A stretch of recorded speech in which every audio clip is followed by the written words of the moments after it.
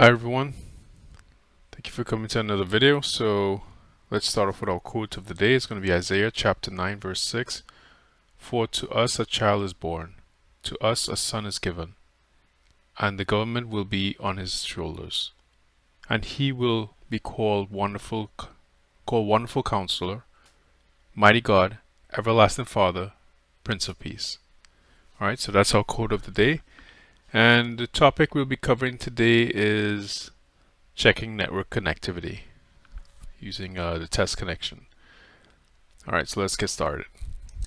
Okay, so what is a test connection commandlet? So it's a commandlet in PowerShell. So it's used to like send ICMP echo requests. You know, similar. I don't know if you ever used like the ping command from the command line. It exactly does that job, like what that command does. And if you're not sure what the ping command does, I could maybe do a quick demonstration. So let's say we go on a command line.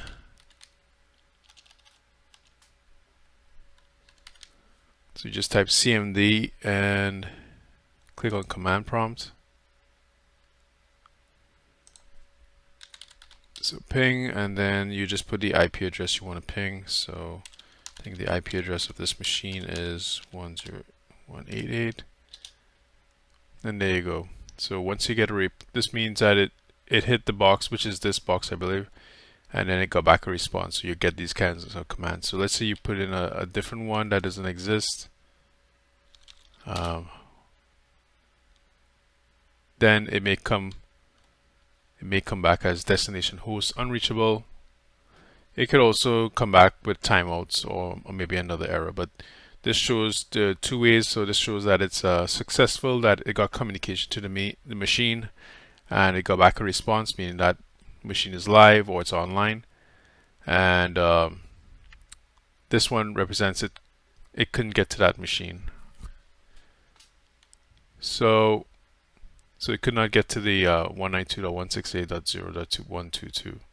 So destination host was unreachable from this source.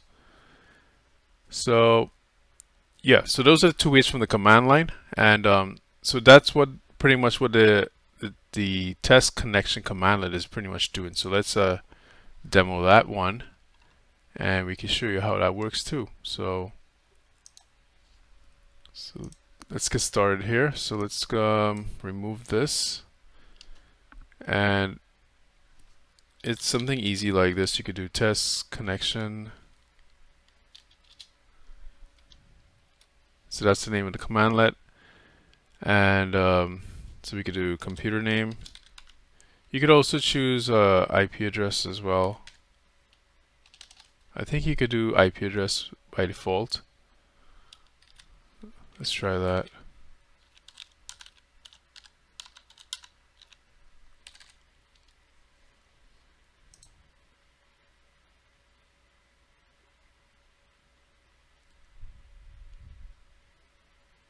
So you see, so if you recognize it's similar, that we got a response back.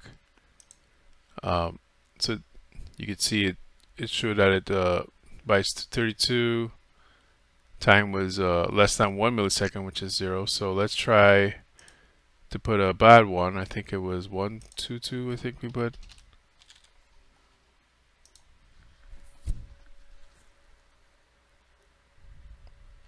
There you go. You can see that it fails, so that one is not online.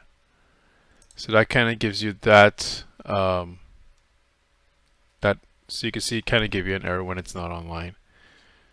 So now if you wanted to do it, let's say you wanted to do it for a website too, you could do that. So you could do computer name, and you could either choose a computer name.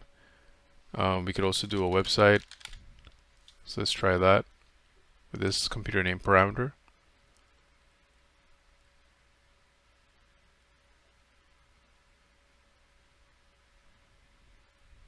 And there you go. So you can see it came back. So that worked fine.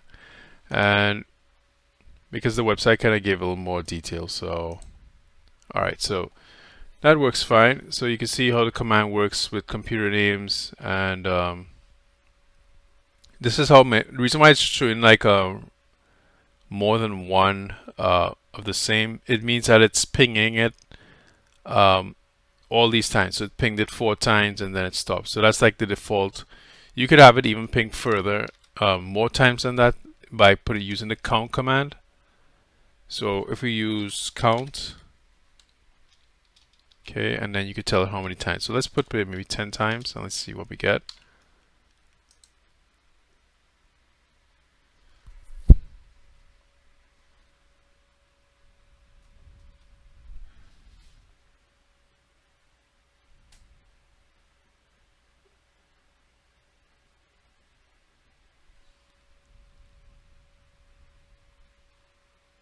Alright, so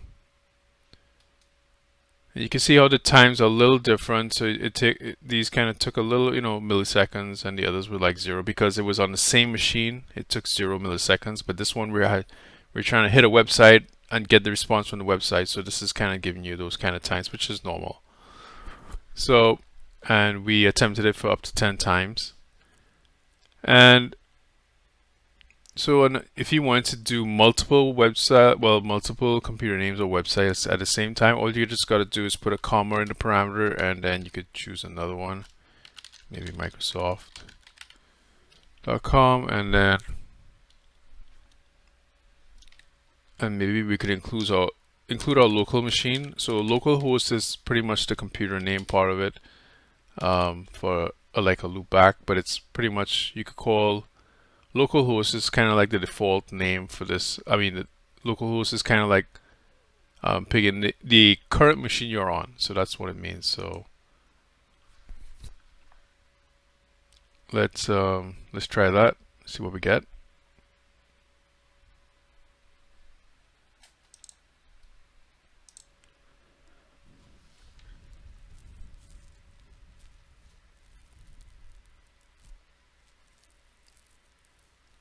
Alright, so it's going through all the Googles first. Maybe I should have reduced the amount of count it was, but pretty much it's going to go 10 times between each of these. And you're going to get back the response. And you could tell, like, so the higher the milliseconds means that it's slower coming back. And the lower the number means it's faster. So, and you can see how this is like the fastest because this is 0.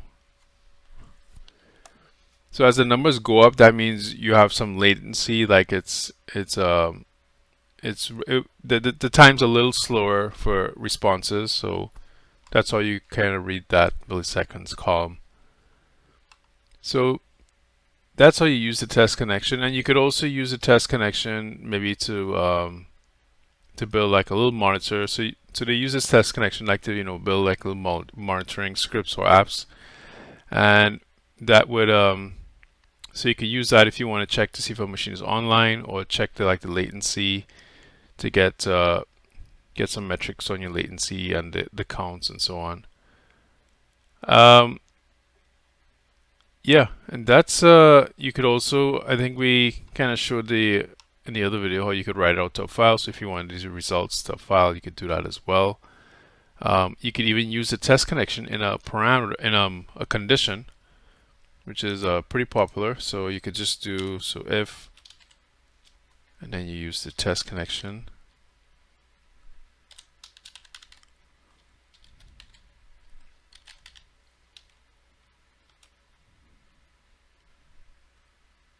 All right, and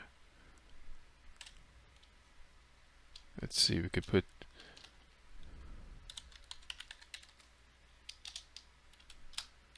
let's do google.com.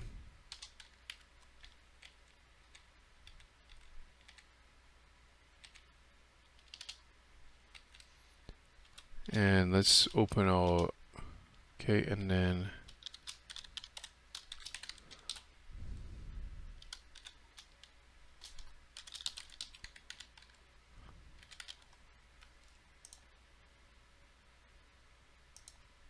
all right, so let's try this out. So okay, well, let's put the else statement here right away.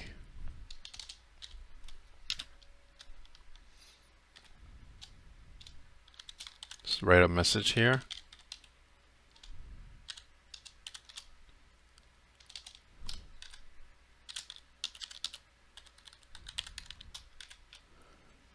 Okay, so let's try that. Okay, let's see what we got here. So what it's doing here is going to check to see if this is online, and it is. So what this means is it got a true, like so it was true when it's online, and then if it's not online, then you'll get a false. So let's maybe choose an IP address that we kind of tried already, and I think it was 122, I believe.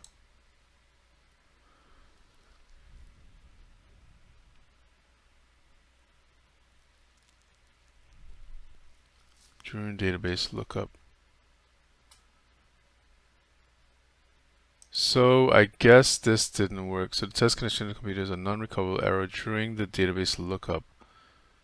Okay, so this is not going to give you a false. So the way how you have to treat this, you kind of have to catch the exception, and that's the only way how you could get that to work. So if you want to clean up the error.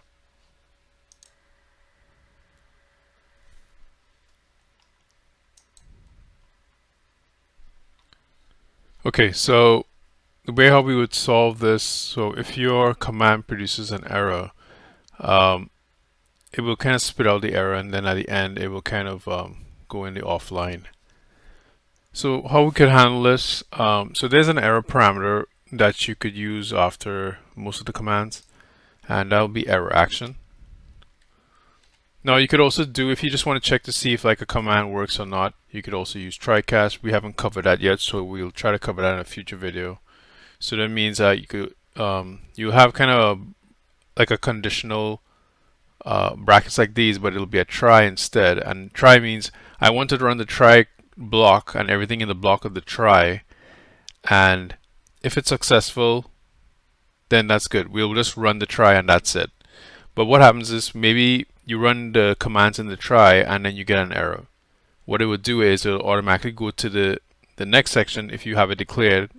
So for example, if you change this if to a try and you change the else to a catch, so it will just kind of like, if there's no errors, it will just do whatever's in the try block, like how the if statement is here.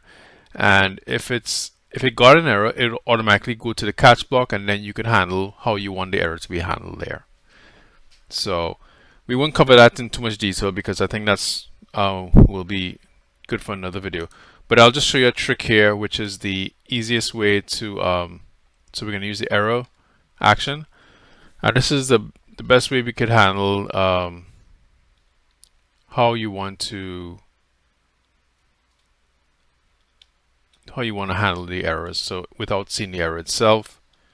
So we could ignore the error, or you could just do continue silently, and either one of those should be able to handle this.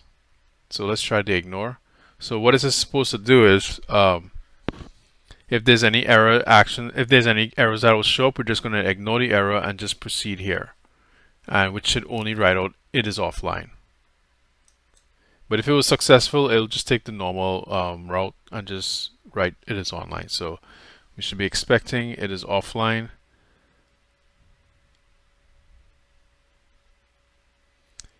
And let's see.